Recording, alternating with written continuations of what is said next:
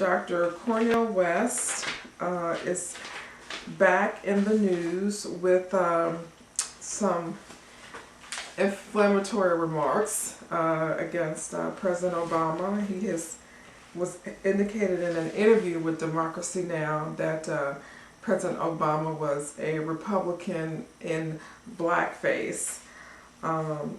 So there has been some considerable conversation since President Obama was reelected about what he might do specifically for the black community and different individuals. There was an op-ed in the Washington Post after the election, and there have been several since then related to the same thing about what should Black America request of the president and what his obligation might be to the black community.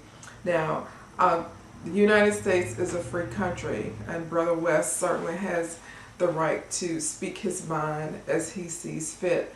But I think that at this point, what we should do is to try to be as constructive as possible as we move forward in this dialogue.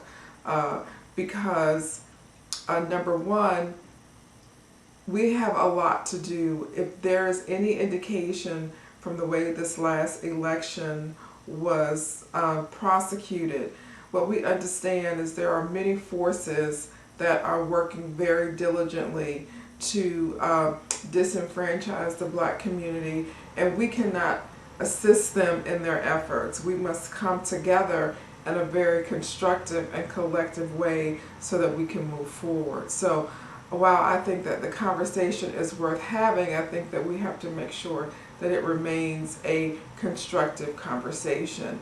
And I think that one of the things that we must remember, I remember blogging several, when President Obama was first elected president, even probably before that election, that oftentimes we project our goals and aspirations and hopes onto others.